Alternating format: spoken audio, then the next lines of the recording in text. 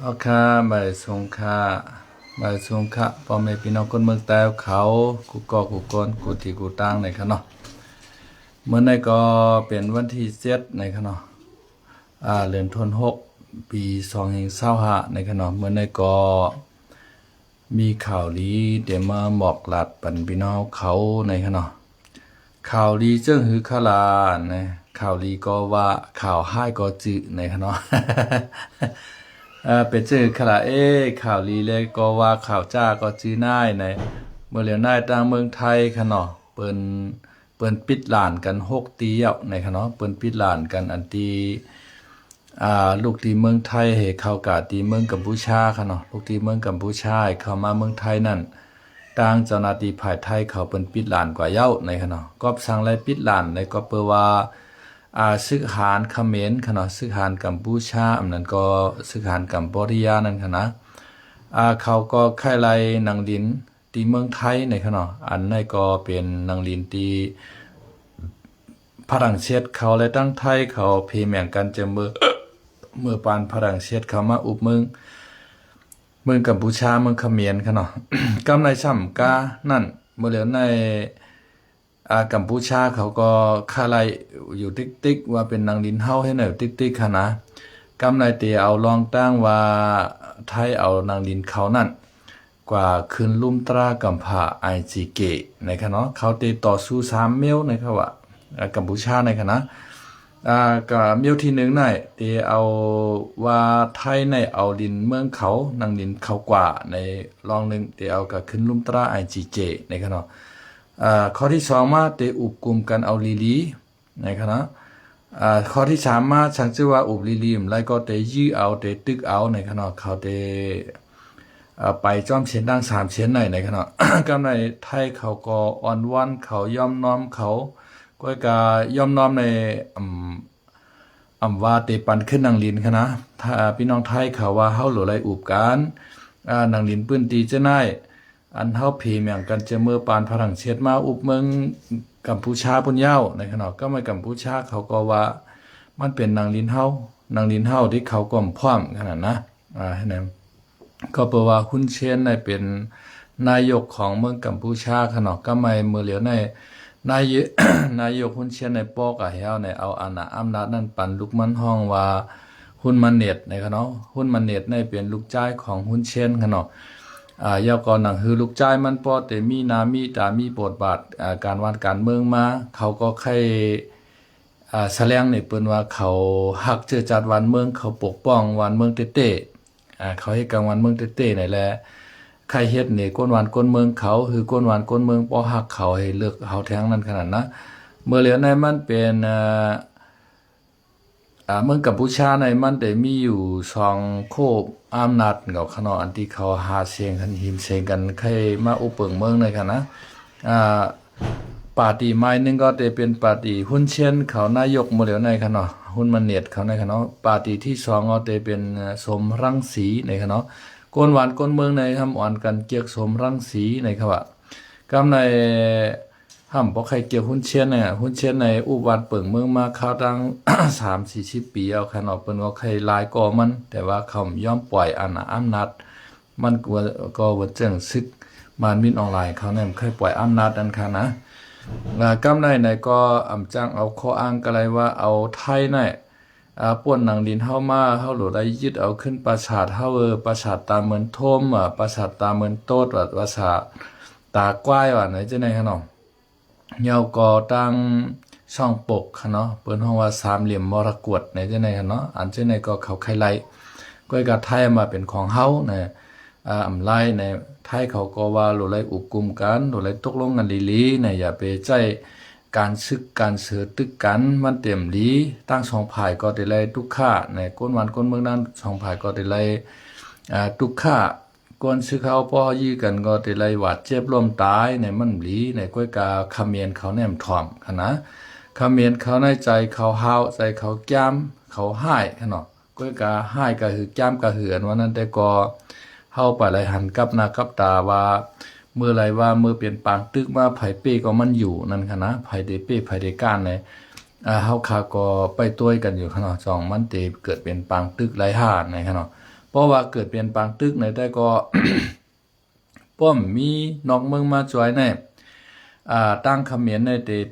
เปไทยค่ะเนาะเพราะว่ามาด้วยเอ็นแห้งซึกเขมรในเตมีอยู่200,000ปลายค่ะเนาะเพราะว่าตั้งไทยซ้ำเอ็นแห้งซึกเขามีดี300,000ปลายในกว่ากันเป็นแสนค่ะเนาะเอ็นแห้งซึกค่ะนะอำไปว่ากองนูนค่ะกองนูนในก็มีน้ำหนักค่ะเมืองไทยในขณะอันที่เปิ้นเฮ็ด2ปีเอาป้อให้มือเฮือนในก็น้ำได้อ่านแชนมันค่ะอ่านแชนนั้นล้านมันคนไทยเอาในป้ออายุ1เช้าในแต่เลยมาเฮ็ดทหารกันกูก็คารุว่าวนเจ้าว่าเป็นพระเอกผู้ห้องกว้ามค่ะเนาะแต่เลยก็คัดเลือกทหารอันในเป็นปักเปิงของเมืองไทยป้ออายุเช้าในแต่เลยก็จกไว้ลำไว้เลียงกันหมดอันใดไว้ลำในมีกำเอกำนำแต่ไรไว้เลียงเนาะพอเฮ็ด2ปียาวจองก็ขึ้นปอกมืออยู่เฮิรนอันขนาดเนาะอันในปักเปิงของเมืองไทย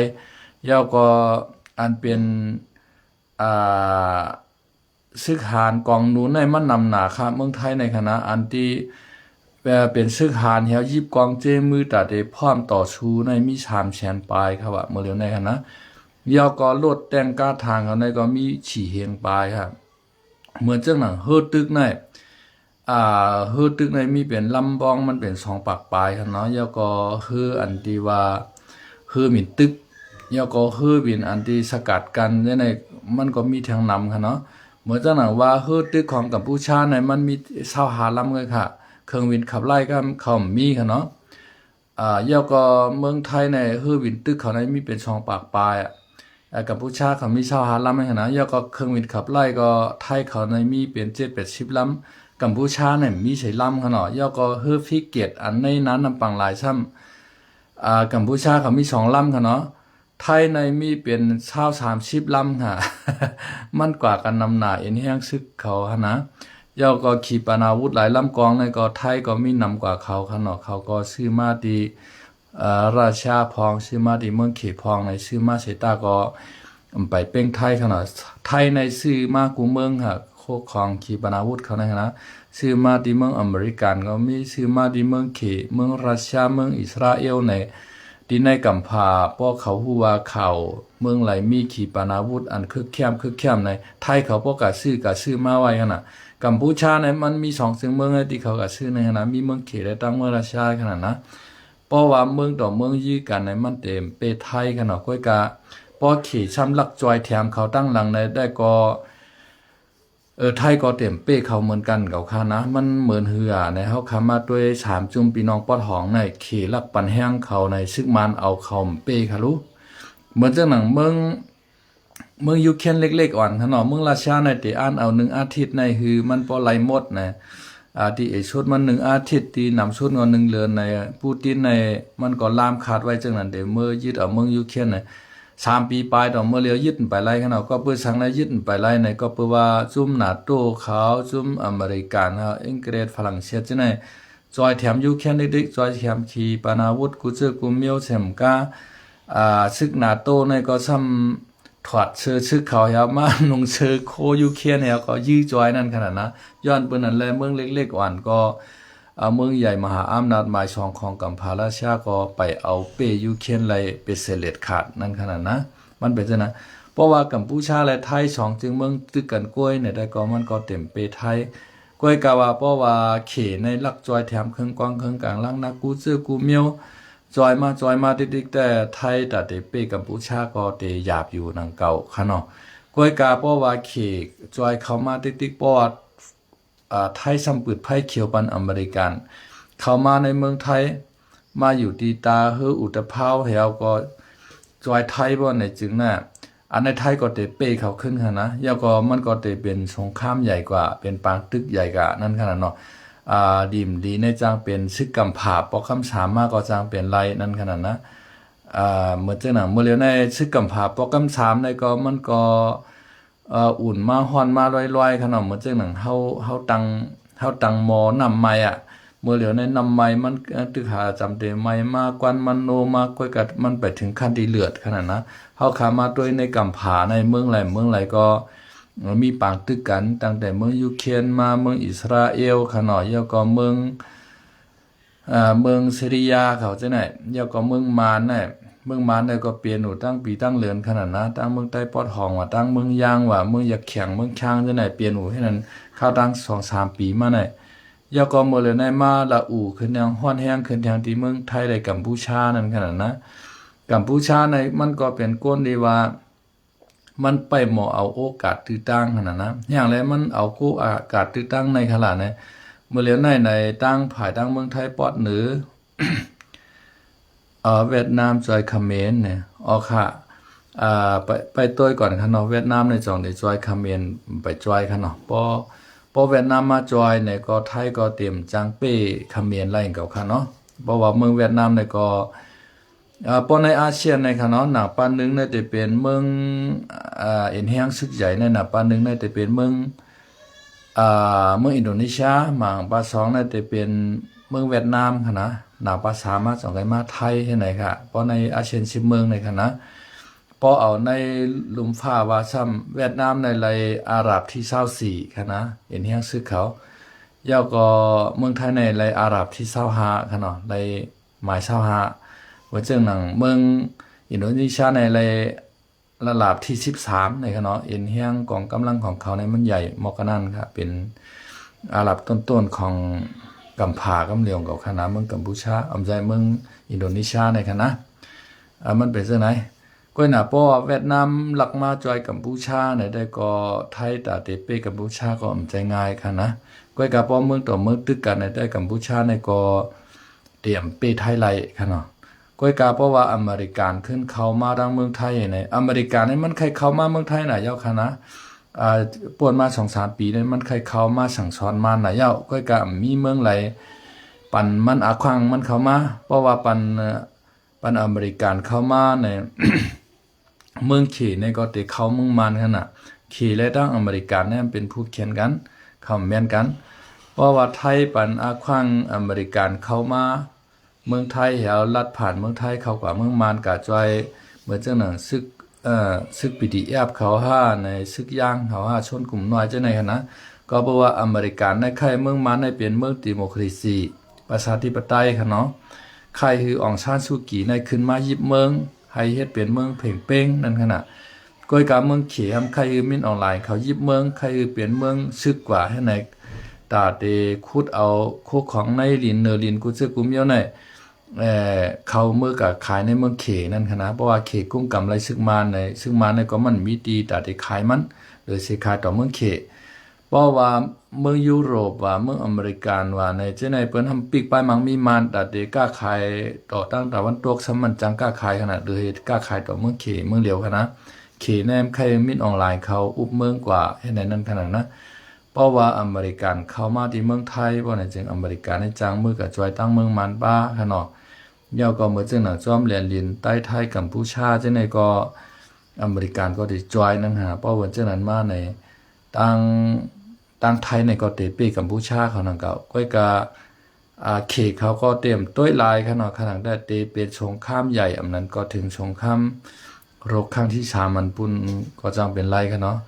เมื่อแล้วในเขตก็มันใครยึดเอากุนไต้หวันค่ะเนาะไต้หวันนั้นค่ะนะมันใครยึดเอานั้นก็ในปี70ในค่ะเนาะเป็นขาดล่ามไว้ค่ะเนาะแทง2 ปีตั้งนาในค่ะเนาะ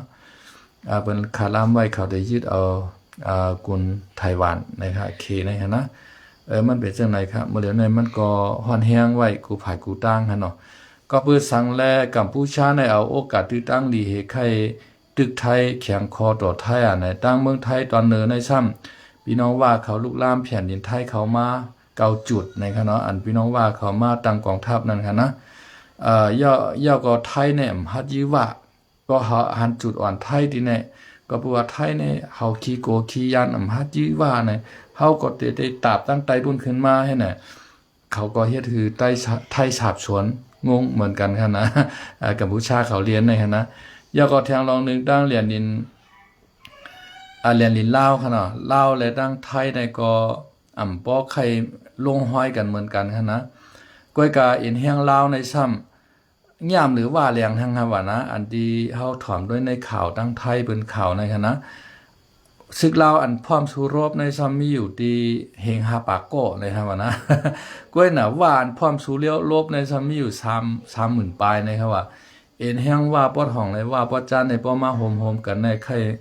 ครมีหิมแชนในเขาว่านะตั้งไทยเขาเพิ่นคาดลามไว้จังไหนคะเนาะ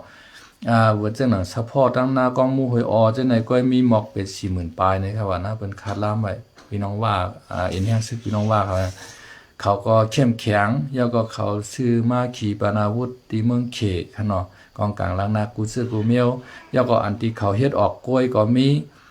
เขในคายปันเขาเครื่องเฮ็ดออกกองกลางล้างนักนั่นค่ะนะอาวุธประจำกายนั่นน่ะแต่ว่าอันเฮ็ดอันขีปนาวุธใหญ่ๆอันกว่าไรเป็น200-300 กิโลในเขก็เต็มคายมันเข้าก็เดคายปันเครื่องเฮ็ดกองกลางล้างนักอันอ่อนมันกล้วยนั่นขนาดเนาะเฮ็ดไหนเขาก็มีกองกลางล้างนักเขาก็บ่ค่อยกูกินไทยเอาขนาดนะก็ไม่เขาว่าบ่ใครอะไรขึ้นตีลินในโลกกับอุกกันนั่งมานเฮาในอยู่ภายใต้มานกล้วยเนี่ยว่าตีลินเจ้าไหนมันเป็นตีลินคนสาในพี่น้องว่าเขาลาจังไหนเขาก็เก็บเขตูเขาจังไหนกันเนาะไทยในเพราะว่าใครไรตีลินขึ้นก็หลุดไรกับอุบมานก็ซ้ำมีเอ็นแห้งดัดดีกับต่อร้องว่าค่ะเนาะเมื่อเหลียวในมานในมันก็แง่ปางตึกหลายผายในก็ตัดเดกับปึดตึกว่าแทงเจ้าไหนก็มันก็ไม่ปืดเอาขนาดนึงกับปึดตึกว่ามันนึงแค่นได้เจ็บน้ำนั่นขนาดนะเมื่อเหลียวในตัดเดกับอุบ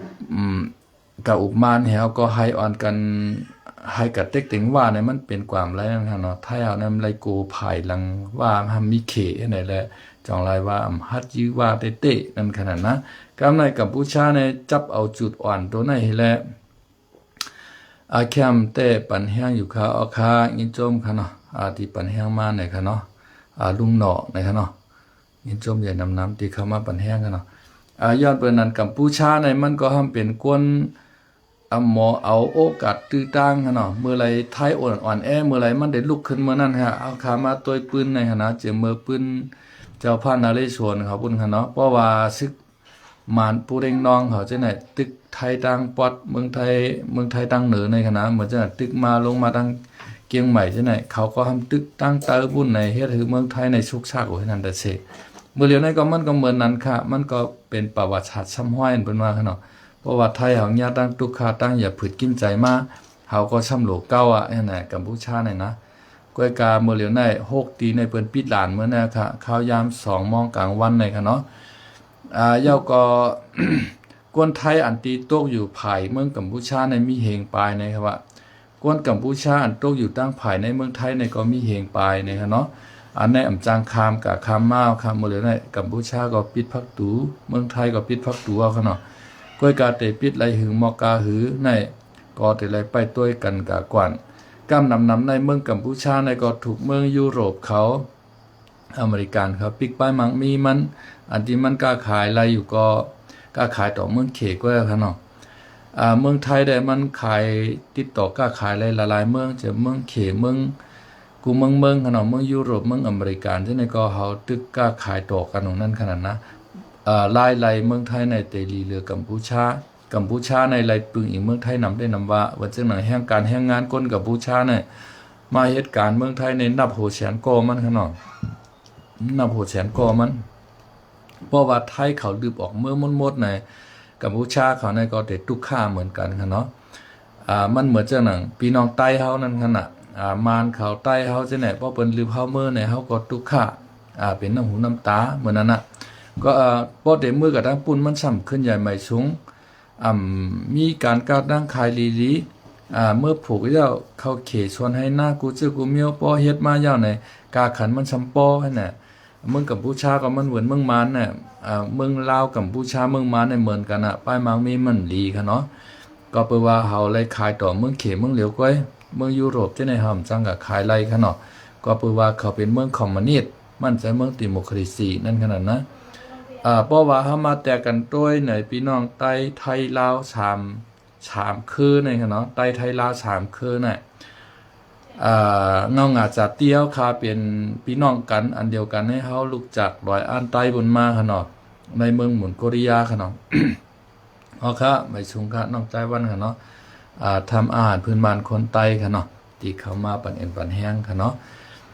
พอขามาตัวปืนค่ะเนาะปืนไต้เฮาค่ะในลุกมาจากรอยอันใต้ที่เมืองหมุนโกริยาค่ะเนาะมาต่างวันต่างเมืองอยู่ที่ในเมืองเข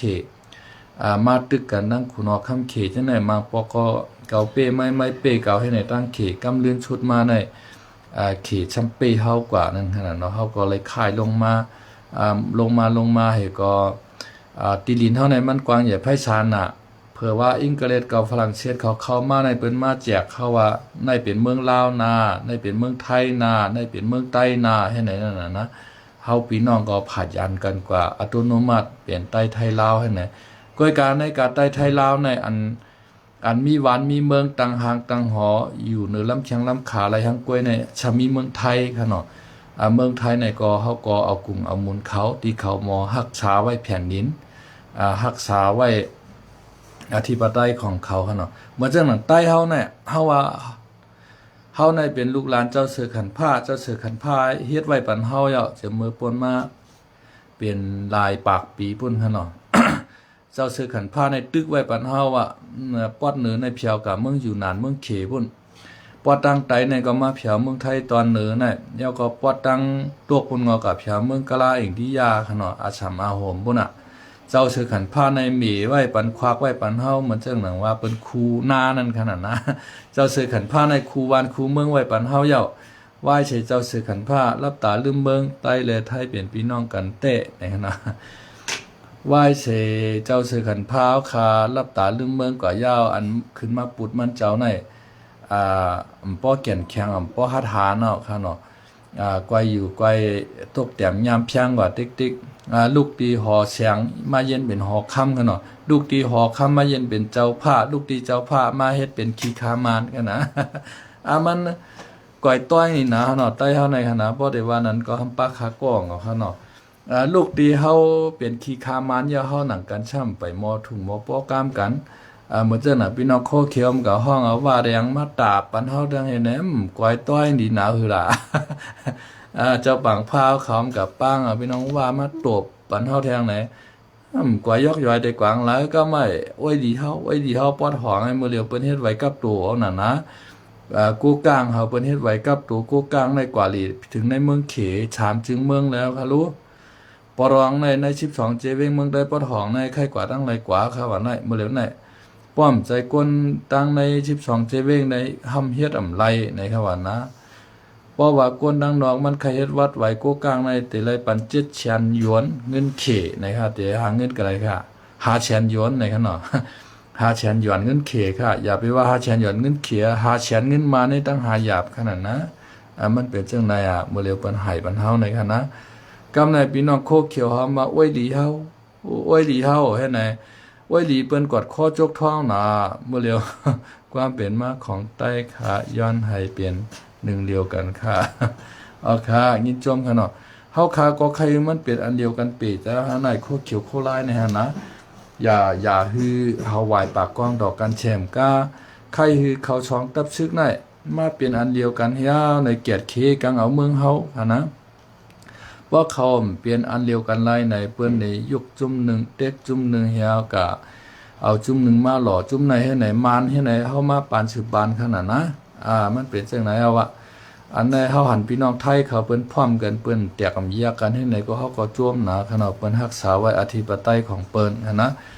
คำเมียนเขาแก่มาลูกล่ามเอาแผ่นดินเขาแนมปันลูกล่ามขนาดเปิ้นปิดลานก็เข้าตั้งไหว้2 ม่องมื้อในเอาเนาะในเปิ้นได้ปิดหึงกะหือเฮาคาก็ไปฮู้กล้วยกะอันเป็นก้นเข้าออกก็ได้เปิ้นปันเข้าออกเอาคั่นนะเปิ้นได้ปันก้าต่างกุนกล้วยเขาว่ามื้อเหลียวไหนก้าอันกะเลกะเล่ากันเกาข้ามกะไม่ข้ามมาให้ไหนกูวันๆเมื่อนั้นเหมือนจังหนังโฮโคตาคิเล้งไปสายนั่นเปิ้นปันกว่าเย้าในคำว่านะนะปันแห้งอยู่ค่ะเอาค่ะยินจมค่ะน้องใจวันค่ะเนาะตีปันแห้งเข้ามาในค่ะเนาะ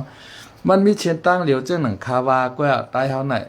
หลุดไหลโคไลโคเขียวพร้อมกันกล้วยว่าเมื่อเหลียวไหนมันมีหลายเชียนตั้งเนี่ยว่าโคไลโคเขียวว่าไปพร้อมกันไรเก่าใครอยู่ปัตไตไม่ใครอยู่ปัตไตเก่าเจ้าปังผ้าก็ว่าใครอยู่ปัตไตเจ้ายอดซึกเจ้ายอดซึกก็ว่าใครอยู่ปัตไตเจ้าปังผ้าห่วมกันไรเฮาไหนเนี่ยแต่มีกวายกับกวายคณะเมื่อเหลียวในพี่น้องปรองเขา12เจเวงในเปิ้นเอากว่าก็เปิ้นเฮ็ดไว้กับตัวเปิ้นออกมาเปิ้นเฮ็ดหลายจินก้าไว้ขับขี่รถขับขี่ก้าออกมาหมดเอาขนาดนะเหมือนเจ้าหนังกู้กลางเขาก็เปิ้นเฮ็ดออกเอาหน่ะไว้ขับขี่รถขับขี่ก้าไว้กับตัวก้นเมืองเปิ้น กูกลางเฮาเขียนไรกะหลีนำเลยเซปลองแทงก่อนก็เพื่อว่าเฮาเป็นเขนังกันดูเขกูกลางไรตั้งเขลงนั่นน่ะมันก็เป็นเขเหมือนกันก้อยเฮาลัดกลางเขนังกันนี่ขนาดอาลีมดีแท้อินมาคาโกเขกูกลางในเอาในปุนตีเขานั้นมอบอาปันเขลงให้เฮาว่า เพราะว่าเขเนี่ยเขาก็ชวนที่เขเหมือนกันให้รู้รัดกล้ามเขใจเงินเขนั่นน่ะนะพิงเยพิงทุ่งก็ของเขเนี่ยเมื่อเหลียวในปืนตีโกกลางเขายึดไหลหมดในนะเมืองใต้ปอทองว่าเว้งเซียนวีค่ะเนาะเว้งเล่าไก่กูตีกูตั้งในอันติมีป้ายดิกมานว่าดิกอังกฤษว่าดิกใต้ว่าไหนจังไหนเขาอย่าลงหมดเอาค่ะรู้ก็ไม่เขาเตรียมดิกเขของป้าไว้หมดขนาดแต่ว่าตัวดิกมานได้วางที่ก็ใส่ว่าใส่ตัวเล็กๆอ่อนภายใต้ดิกเขนั่นในคำว่านั้นที่เขากุ้มกำได้เฮ็ดไหนขนาดบ่แล้วมันเป็นชื่อคาลาข้าก็หมอว่าเหือคานะ หมอว่าเหือหลบไปต้วยกว่าฮะเนาะหลบไปต้วยกว่าก้อยเพราะใครไหลเมืองใต้ก้อนขอก็เขาก็หลบไหลพร้อมกันนั่นขนาดนะเพราะว่าเฮาแตกกันย้ายกันโอ้เฮ็ดไหนติ๊กๆก็เปิ้นก็เตหิมเอาเข้ามาติ๊กๆก็เมืองเฮาในคั่นนะเคเขาก็เปิ้นก็เข้ามาลงทุนตื่นล่างติ๊กๆก็อันปอเล่งลาวปานเขาจังได๋หั่นนะเปิ้นก็ได้มายึดเอานางดินเฮากว่าติ๊กๆก็คั่นเนาะวันเหมือนในก็ได้มีหมอกกันนายค่ะพี่น้องไทยเขาได้เปิ้นปิดลานกว่ายาวในคั่นเนาะแผ่นดินเปิ้นในนิ้วนึงบ่เปิ้นปันชุ่มในครับว่าคืบนึงก็ปันย้อมในครับกำในซ้ำกัมพูชาเขาไหลนิ้วใครเอาคืบนึงในครับว่าไหลคืบใครเอาสวักในเมื่อกว่าในพระวิหารในเป็นของไทยเขากว่าต่อสู้กันในลุมตรานะกัมผาในไทยเนี่ยเป้เขาค่ะเนาะไหลยกพระวิหารนั่นปันกัมพูชาค่ะกัมพูชาความพยายามใจเปียนั่นขนาดเนาะเขาก็ทางเตไลเทียงในมื้อเลียวในเตกาต่อสู้กันทั้งในลุ่มกัมผาในครับว่านะไทยได้ว่าห้อมกว่าในขนาดยื้อเป็นยื้อตึกเป็นตึกห้อมขามชุ่มแผ่นดินเฮาในขนาดแต่เป็นเจ้าหือมาในเฮาขาก็ได้ไปติดตามข่าวแทงกันเนาะเมื่อพวกมือฮื้อในไผเตยื้อใส่แผ่นตั้งในเฮาขาได้ไปติดตามกับต้วยแทงนะครับไม่ชุมค่า